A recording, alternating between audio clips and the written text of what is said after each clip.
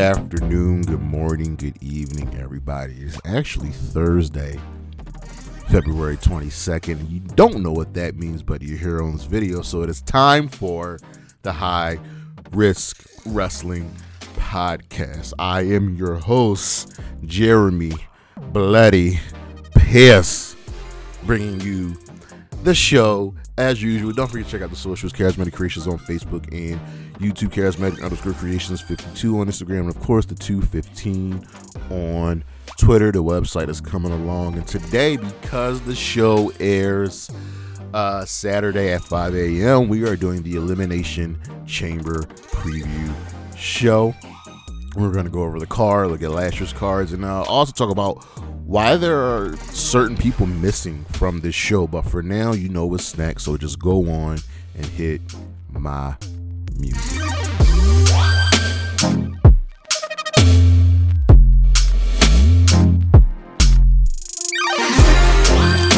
Seeing as how the chamber is in Australia, Perth to be exact, I thought it'd be fun to take a look at the 5 best Australian women's wrestlers today, and we're starting with number 5, Indi Hartwell. Now we'll get into a little bit later. She's not on the card, but she slightly edges out her former tag team partner, Steph DeLander. Indi is someone that has a lot of talent, and she can really be sort of a hoss, seeing as how the WWE doesn't really have many hoss women's wrestlers. Indi can grow, and she has a tag team partner in Candice LaRae, who is one of the most underrated women's wrestlers on the planet, who knows his business and can train. I want to see really big things for Indi Hartwell, and I just wish she was on this card. At number 4, Shazza McKenzie. She's had a brief period here and there in the WWE. She's had a few stints in AEW, but Shazza McKenzie has spent the majority of her career on the independent scene. That's not a bad thing. She has worked for Shine. She has worked for Shimmer. She is just one of those people that is just good. She has a really good following. She grows and grows and grows and gets better and better and better in the ring. She's someone who has almost like it all put together. She's got the strength, she's got the beauty, she's got the brawn, she's got the brain. She is close to a complete package, what we can get from a women's wrestler. I would love to see her really shine on a bigger stage. Number 3, Nia Jax, the irresistible force, if you guys didn't know, was actually born in Sydney, New South Wales, Australia. That makes her an Australian wrestler. It just does. And she, yes, has a reputation, but with this recent run of hers, she has been pretty much amazing. She has acquitted herself well in the monster role, in the hoss role, and she's going up against another hoss this Saturday. Nia Jax is a question, and not a matter of if, but when she becomes world champion again, because you just cannot deny the irresistible force. Number 2, timeless Toni Storm. Toni Storm is on a roll right now. This new gimmick of hers, this timeless gimmick of hers, has just raised the bar for her. She is now a 3-time world champion in AEW. She's the current women's world champion. She's just putting on some really good work right now. The look, the gimmick, the persona, it's just working. And adding to that with her already capable in-ring ability and skills and finishers, she's just there, and I'm finally happy to see her get some time to shine, and AEW has really figured it out with her. And of course, number one, Rhea Bloody Ripley, the current women's world champion, is just on a level above right now. She is probably going to main event the Elimination Chamber show, and she is just killing it on every single level. Rhea Ripley cannot be denied, from her previous blonde hair cheerleader thing, which really didn't work, to what we have now. And yes, I am saying she's the leader of the Judgment Day. Rhea Ripley is a star. I didn't think that the WWE would be able to make any more true women stars after Becky, after Sasha, but they have one right here, Rhea Ripley.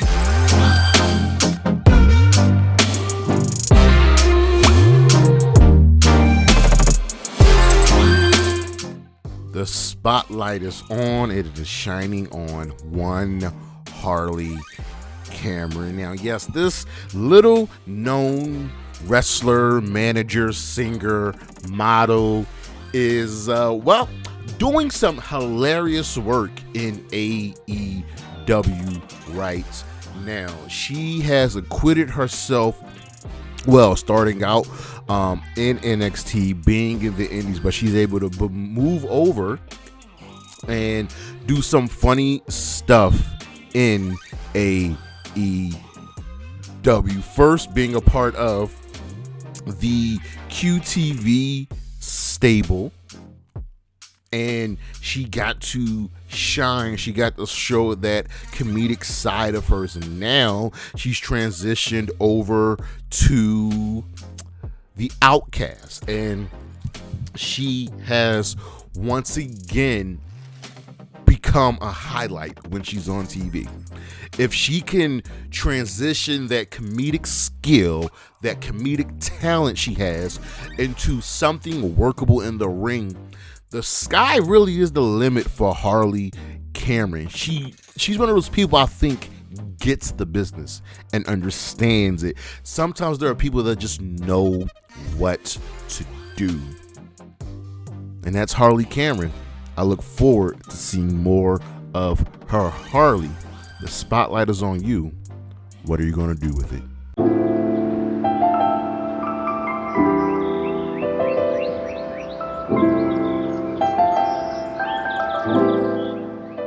All right.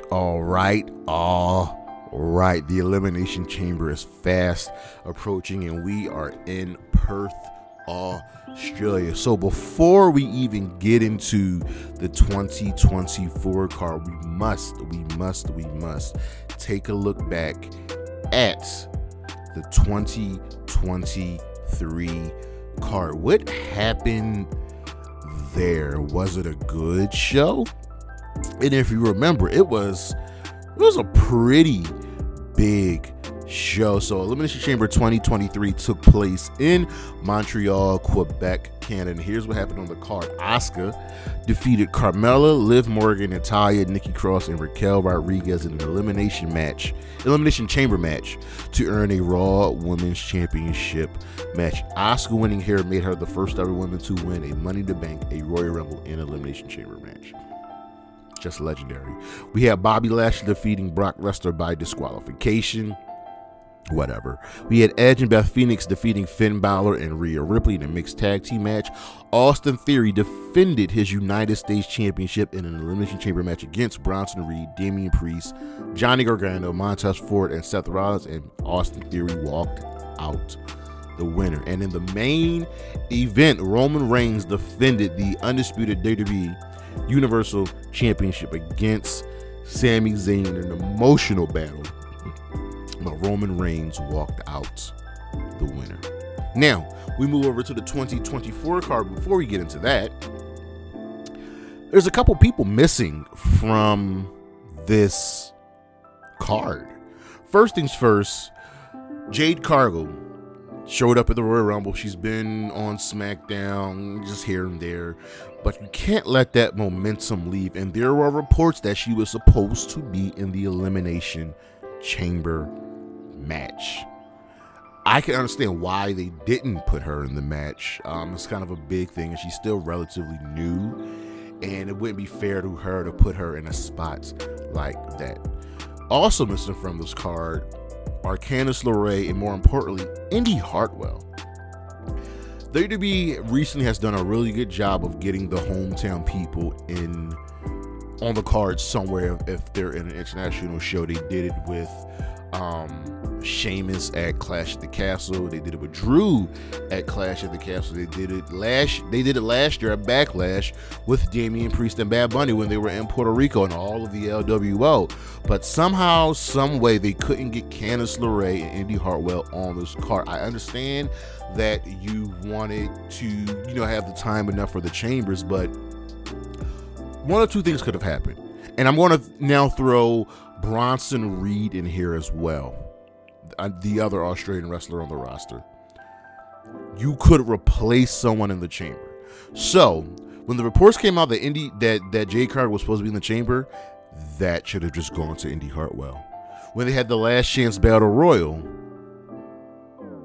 and Raquel Rodriguez returned to one, why couldn't it have been Indi Hartwell? The men's side of things, I understand you wanted to get some big names in here. Logan Paul didn't need to be in this chamber match. He could have defended the U.S. title against somebody. And you could have had Bronson Reed in the chamber. Bronson Reed should have been in this chamber. Hell, Bobby Lashley doesn't need to be in this chamber. So the fact that two of your Australian wrestlers aren't on the card really doesn't make sense, and that has to sting.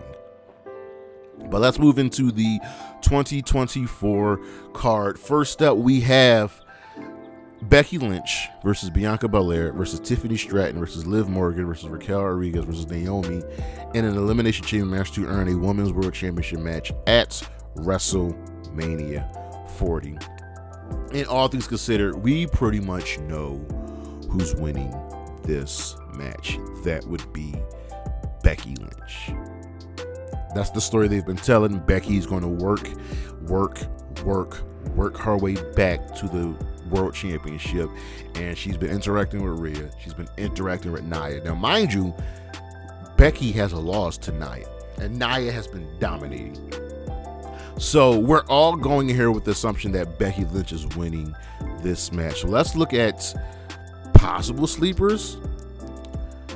Bianca Belair, I think it's too early to do Bianca versus Rhea. You have to save that for next year, since we feel like we're going to get Rhea versus Becky. Tiffany Stratton is the wild card here, because she's been recently called up to the main roster, and every chamber match needs someone that's going to do something crazy.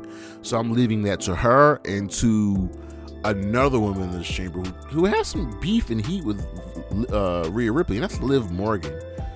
Liv also is coming for Rhea. So if Becky, for some reason, doesn't win, I could actually see Liv winning. Raquel Rodriguez has no shot. She shouldn't even be in this match. This really should have gone to, like I said, Indi or Hartwell. Her spot should have gone to Indi Hartwell.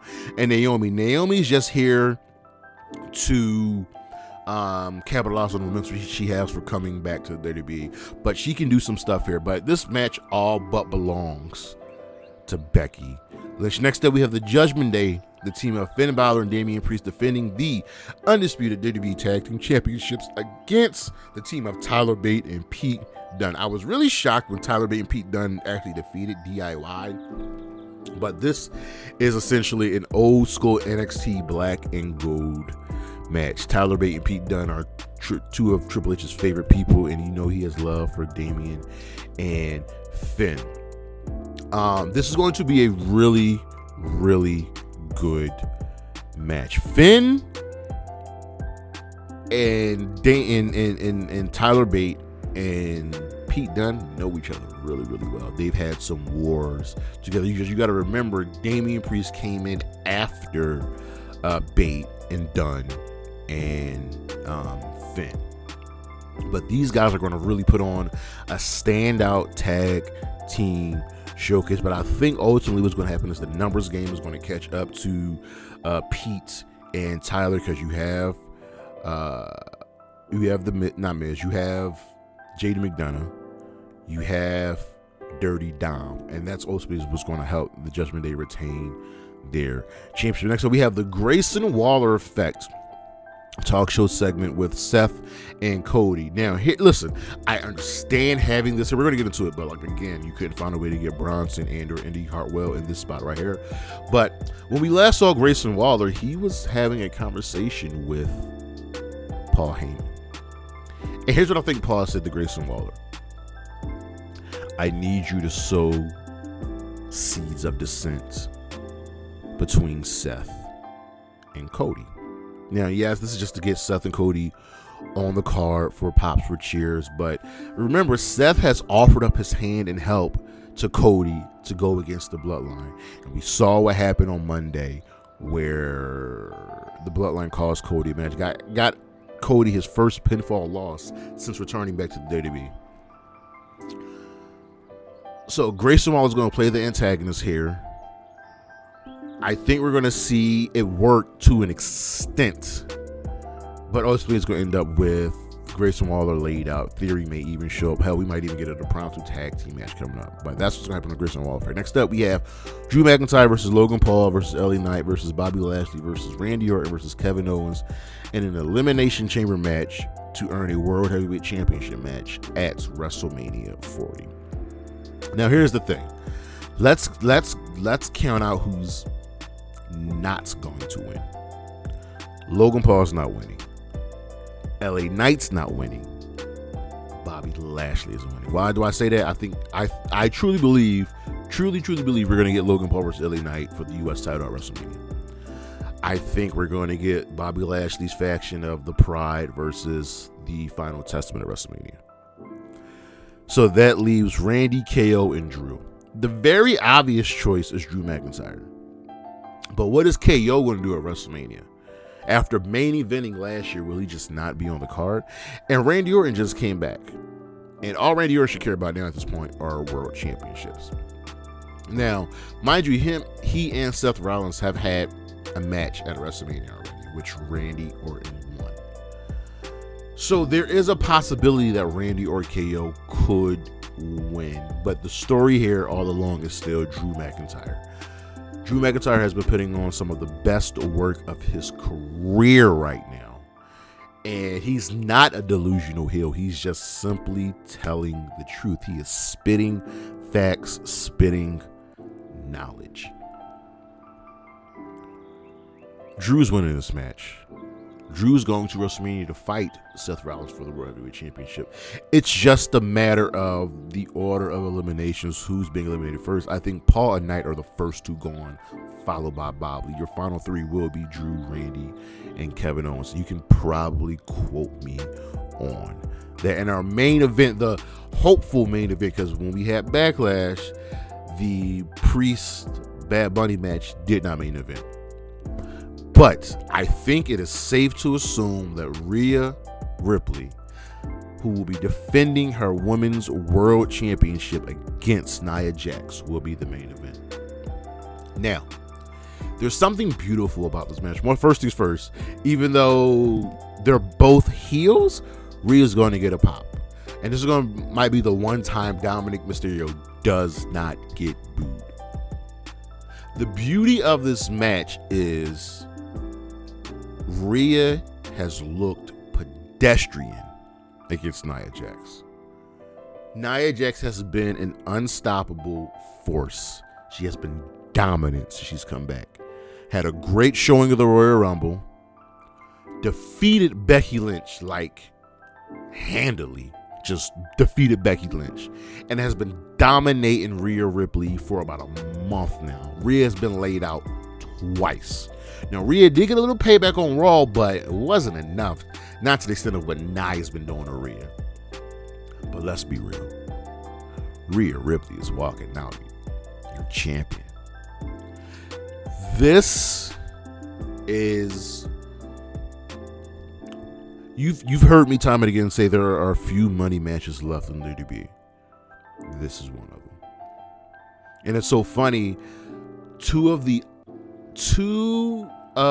probably next 4 or 5 money matches after this one includes Rhea Ripley. Rhea versus Becky, Rhea versus Bianca. Rhea's going to play the face in Pearl here. Nia's going to dominate early.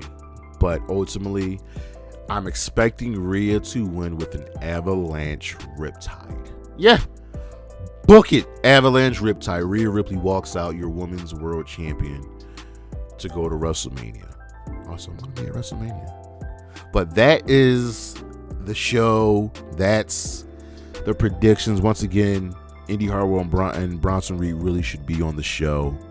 Hell, even if it was pre-show match, give them something to do. But for the rest of the card, I have Becky Lynch winning the Women's Chamber. I have the Judgment Day retaining against Tyler Bate and Pete Dunne. I have the Grayson Waller Effect, that is essentially breaking down Grayson Waller ending being laid out. I have Drew McIntyre winning the Men's Chamber, and I have Rhea Ripley retaining her championship against Nia Jax. This is so funny. This is like a kind of a Raw heavy card. It's like a Raw versus SmackDown card because both chambers features Raw and SmackDown talent. The tag team title match is Raw and SmackDown talent. The Grayson Waller Effect is Raw and SmackDown talent. So should be a good show. It's coming on this Saturday at 5 a.m. I will watch it when I wake up that Saturday morning. But that's our show. Thank you for listening. Thank you for watching what we got going on. There will be no Reddit content tonight because of the show, but we got Flashback Friday tomorrow. We got What Just Happened. You know what? We can do the What Just Happened Saturday. We'll do the What Just Happened Saturday right after the Chamber. And then we got a list coming up next week, which will be the 8 global cities I think should host wrestling events. And then we'll get the schedule out for the month of March coming up. Don't forget to check out the Hybrid Wrestling Podcast every single Sunday. Wrestling Reddit content every single Thursday. Don't forget to check out the socials.